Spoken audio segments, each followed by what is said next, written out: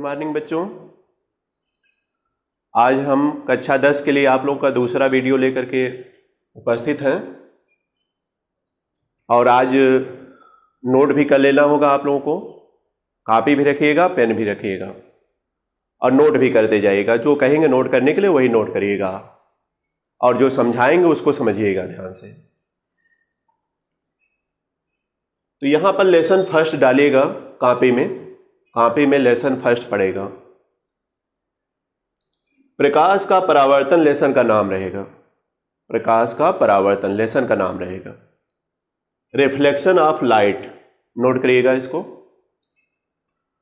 अब देखिए, पहले लेसन का हम परिचय दे रहे हैं। प्रकाश का परावर्तन क्या है? तो जब प्रकाश किसी चिकने तल पर कह लीजिए या अपारदर्शी तल कह लीजिए पर टकराता है तो उसी माध्यम में पुनः वापस लौट जाता है। यही घटना प्रकाश का परावर्तन कहलाएगी। यह आगे भी आप लोगों को बताएंगे। अभी तो लेसन का बस परिचय दिए हैं कि यही पढ़ना रहेगा आप लोगों को। तो पहले पॉइंट पर आता है, देखिए प्रकाश क्या है। यहां पर हेडिंग डालिएगा आप लोग। आज हेडिंग पड़ेगी क्या? प्रकाश। हेडिंग डालिएगा, पहले लाइट लिखिएगा। प्रकाश क्या है? कल भी देखिए वीडियो में हमने आप लोगों को प्रकाश के बारे में बताया है, तो यहां आज नोट करिएगा। प्रकाश एक प्रकार की ऊर्जा है। नोट करिए सब लोग। प्रकाश एक प्रकार की ऊर्जा है जिसकी सहायता से हम किसी वस्तु को देख सकते हैं। प्रकाश एक प्रकार की ऊर्जा है जिसकी सहायता से हम किसी वस्तु को देख सकते हैं। अब ध्यान देना, इतना नोट कर लिए होंगे आप लोग। यह जो प्रकाश है जब किसी स्रोत से निकलता है, जैसे टॉर्च से प्रकाश निकलता है, बल्ब से प्रकाश निकलता है या सूर्य से प्रकाश हम तक आता है, तो यह जिससे यह उत्पन्न होता है वह तो प्रकाश स्रोत कहलाएगा। जैसे सूर्य प्रकाश स्रोत है, बल्ब आपका प्रकाश का स्रोत है, टॉर्च आपका प्रकाश का स्रोत है। इसको समझिएगा, लिखिएगा मत। तो जब प्रकाश किसी स्रोत से चलता है तो यह किरण के रूप में चलता है, आगे बढ़ता है, जिसको प्रकाश किरण कहते हैं। और यह जो प्रकाश किरण है वह तीन तरह से हो सकती है। पहला तो अभिसारी कह सकते हैं। अभिसारी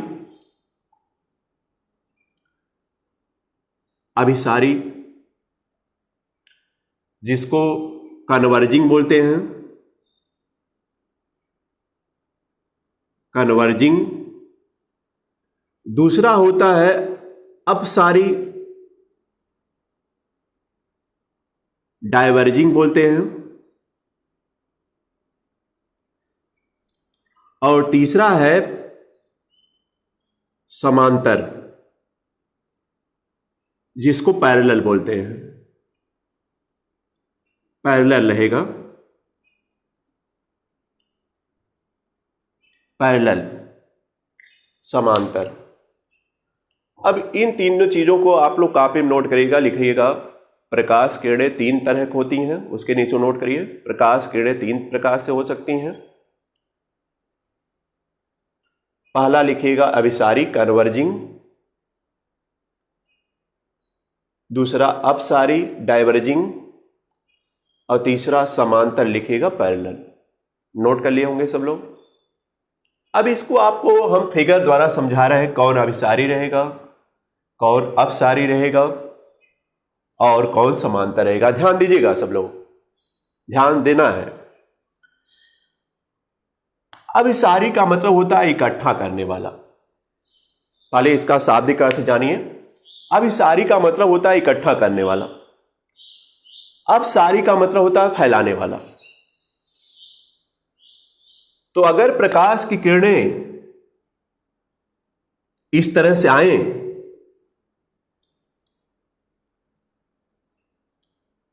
और एक बिंदु पर केंद्रित हो जाए, एक बिंदु मान लीजिए आगे बढ़ाएंगे तो एक बिंदु पर केंद्रित होंगे ही, एक बिंदु पर सभी प्रकाश किरणें केंद्रित हो जाएं, तो ये प्रकाश की किरणें हैं, हम दिखाए हैं फिगर में, ये प्रकाश की किरणें एक बिंदु पर केंद्रित हुई हैं, इसलिए ये अभिसारी किरणें कहलाएंगी। यह आपका फर्स्ट फिगर रहेगा अभिसारी के लिए, यानी इसका फिगर रहेगा। अभिसारी किरणों में बताएंगे ही कि जब प्रकाश की किरणें किसी एक बिंदु पर मिलती हैं तो ये किरणें अभिसारी कहलाती हैं। जैसे अगर उदाहरण देखा जाए तो हैंड लेंस आप लोग यूज किए होंगे, छोटे बच्चे यूज करते हैं, जो कागज जलाते हैं, ले जाते हैं सूरज की रोशनी में और प्रकाश की किरणें उस पर आती हैं, तो वह प्रकाश की किरणें सभी जो है अगर देखा जाए तो नीचे के पॉइंट पर जब जाती हैं तो एक बिंदु पर केंद्रित होती हैं और एक बिंदु पर केंद्रित होकर के ही कागज के छोटे टुकड़े को जला देती हैं। इसका उदाहरण यह भी हो सकता है, यह आगे बताया भी जाएगा। दूसरा है अपसारी की बात होती है। अपसारी का मतलब होता है फैलाने वाला। अगर प्रकाश की किरणें, अब यहां फिगर यह पहला बना लिए होंगे आप लोग, फिगर बना लीजिएगा, फर्स्ट का फिगर है, फिगर बनाकर बस समझिएगा केवल। और दूसरे नंबर का फिगर जब आते हैं अपसारी का, तो यहां पर अपसारी का मतलब होता है फैलाना, हमने शाब्दिक अर्थ भी बताया। यहां प्रकाश किरणें एक बिंदु से चारों तरफ फैलेंगी, एक बिंदु से चारों तरफ जो है यह फैल जाएंगे इस तरह। यह दूसरा फिगर आपका रहेगा सेकंड का, यह अपसारी किरण रहेगी, यानी एक बिंदु से देखे प्रकाश किरणें जा रही हैं। जैसे बल्ब है, एक बिंदु प्रकाश स्रोत है, या सूर्य है एक प्रकाश स्रोत है, उससे चारों तरफ किरणें बिखरती हैं, तो अपसारी का काम करती हैं, या अपसारी किरणें वह होती हैं। यह बना लिए होंगे फिगर। फिर अगले पॉइंट पर चलते हैं, समांतर पर आते हैं। तो आप तो समांतर रेखाएं तमाम मैथ में पढ़े ही हैं, उसी तरह इसमें भी किरणें पैरेलल एकदम चलेंगी, समांतर ये किरणें चलेंगी। ये समांतर, यह तीसरा फिगर रहेगा। अगर इस तरह किरणें जा रही हैं तो यह समांतर रहेंगे। जैसे किसी बिंदु पर या किसी चीज पर जब फोकस किया जाता है तो किरणें समांतर रह जाती हैं, तो इसको ध्यान रखना होगा। तो सबको समझ में आया होगा इसमें प्रकाश क्या है, और प्रकाश की जो किरणें हैं जब किसी स्रोत से निकलती हैं तो वह तीन प्रकार से हो सकती हैं, अभिसारी, अपसारी और समांतर। समझ में आ गया होगा सबको? ध्यान से आप लोग समझिएगा और इसको नोट भी करते जाइएगा, जो कह रहे हैं उतना नोट करिएगा। तो यह देखिए, इस तीनों पॉइंट नोट करना है और तीन फिगर जो बनाए हैं बारी बारी से उसको नोट कर लेना है। इसके बाद आ जाते हैं हम लोग प्रकाश के गुण। कल हम परिचय में बताए थे, आज लिखवा भी रहे हैं। अगर कोई चीज दिक्कत हो रही है तो उसको आप लोग बताते रहेगा। प्रकाश के गुण हेडिंग डालिएगा। आगे चलते हैं, प्रकाश के गुण। इसमें पहला पॉइंट यानी प्रॉपर्टीज ऑफ लाइट लिख लीजिएगा, प्रकाश के गुण। पहला नंबर हमने बताया कि नोट भी करिए आप लोग साथ साथ, चूंकि कल बता चुके हैं, प्रकाश सीधी रेखा में चलता है। इसके लिए छाता वाली बात बताए हैं कल कि छाता लेकर के आप लोग धूप से बच जाते हैं, यह प्रकाश की सीधी रेखा में चलने के कारण ही होता है ऐसा। तो आप एक लाइन लिखिएगा, प्रकाश सीधी रेखा में चलता है। अगर कोई आपसे पूछता है कैसे सीधी रेखा में चल रहा है तो आप लोग इसी तरह जवाब दीजिएगा। दूसरा नंबर चलिएगा, दूसरा पॉइंट डालिएगा, प्रकाश के चलने के लिए माध्यम की आवश्यकता नहीं होती है। प्रकाश के चलने के लिए माध्यम की आवश्यकता नहीं होती है, नोट कर लीजिएगा।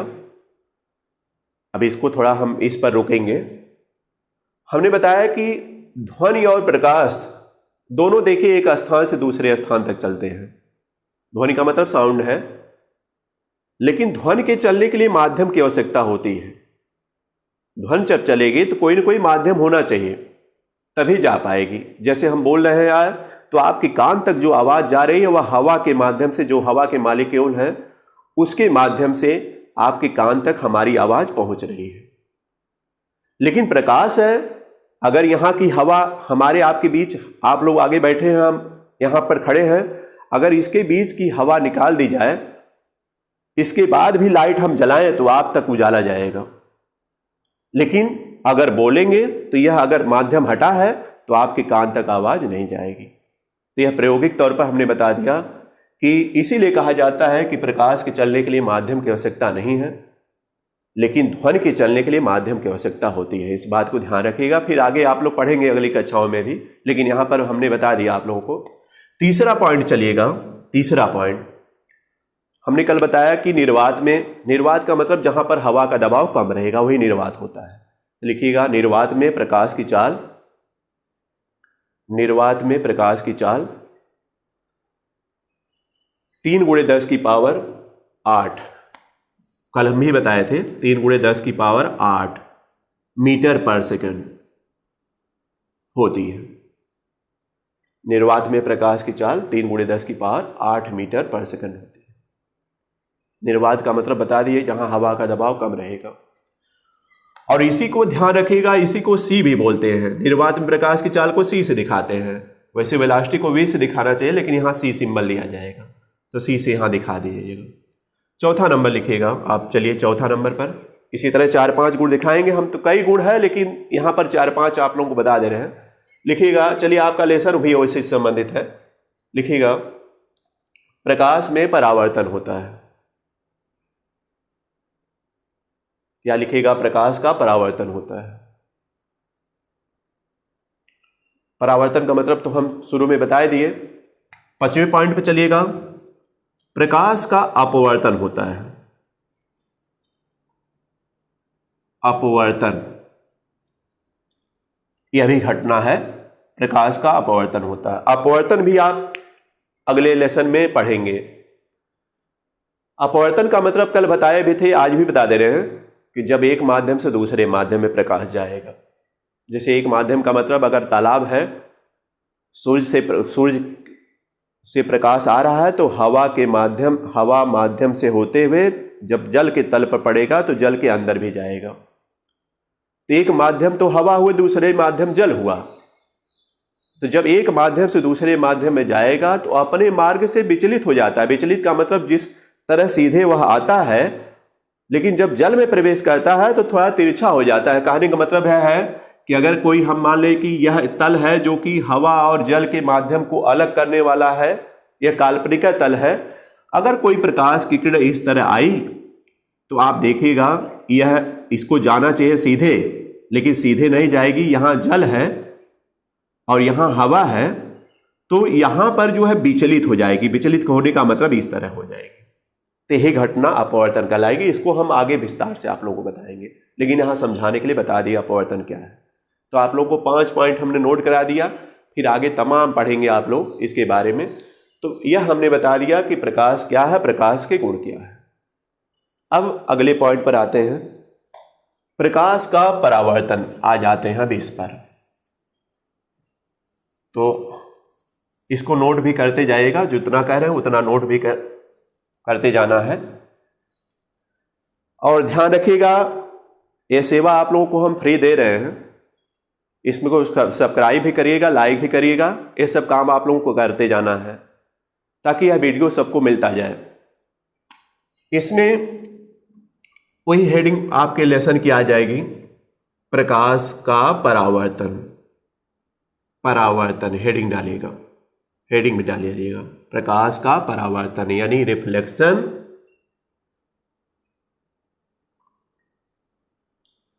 रिफ्लेक्शन ऑफ लाइट, प्रकाश का परावर्तन, हेडिंग डालिएगा। अब आप लेसन पर आ गए, अभी तो परिचय सब था। हमने बताया कि प्रकाश के परावर्तन के लिए कोई चिकना तल या कोई अपारदर्शी तल रहेगा। तो यहां पर फिगर में चिकना तल या अपारदर्शी तल को इस तरह दिखाते हैं, या पालिशदार तल कह लीजिए,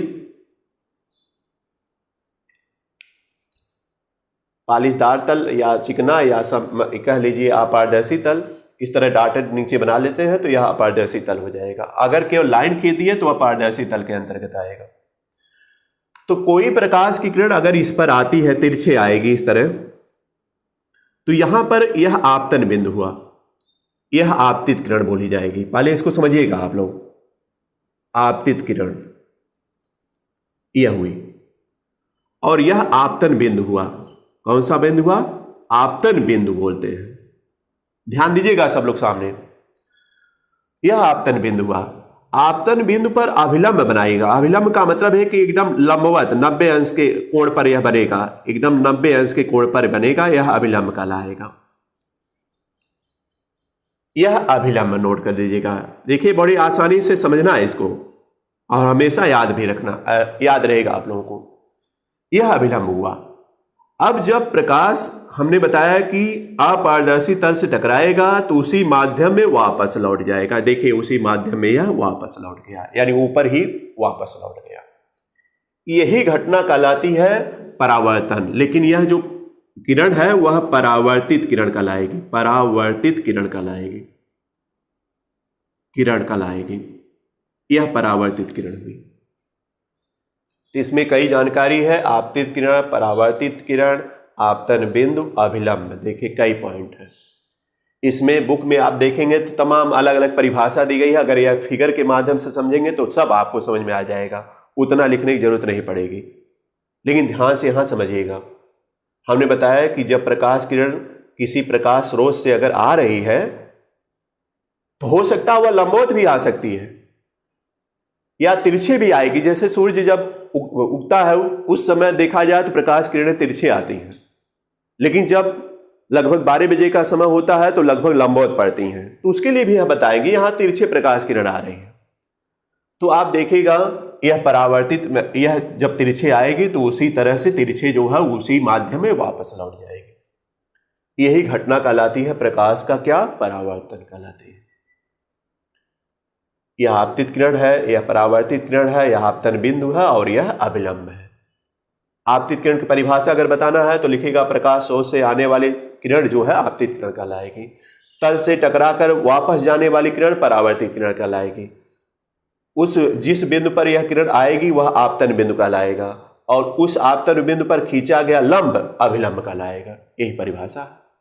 इतना लिखने की क्या जरूरत है, आप लोगों को समझ लेना है केवल।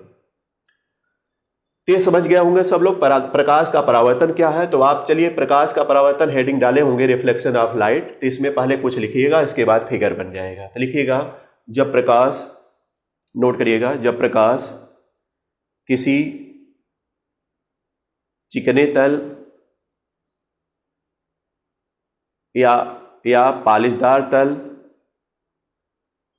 अथवा अपारदर्शी तल से टकराता है, अथवा अपारदर्शी तल से टकराता है तो उसी माध्यम में वापस लौट जाता है, उसी माध्यम में वापस लौट जाता है। इस घटना को प्रकाश का परावर्तन कहते हैं। इस घटना को प्रकाश का परावर्तन कहते हैं। इसके बाद यह फिगर बना लेना है। इसमें अगर लिखना चाहेंगे आपतित किरण, परावर्तित किरण, आपतन बिंदु, तो यह सब समझ लीजिएगा, इसको याद भी रखिएगा। बस इतना लिख करके फिगर बना लेना है। इसके बाद है आप परावर्तन के 2 नियम है जो कि बोर्ड के लिए आता है ज़्यादा। वह परावर्तन के 2 नियम आप लोगों को अगली वीडियो में हम बनाएंगे। आज इतना ही रहेगा, और आप लोग ध्यान रखिएगा। इसको हम लोगों को हम बता दिए कि आप लोगों को फ्री सेवा हम दे रहे हैं। इसको सब्सक्राइब और लाइक जरूर करते रहिएगा, आगे जोड़ते रहेगा सबको। जितने लोग मिलते हैं सब जोड़ते रहेगा। धन्यवाद।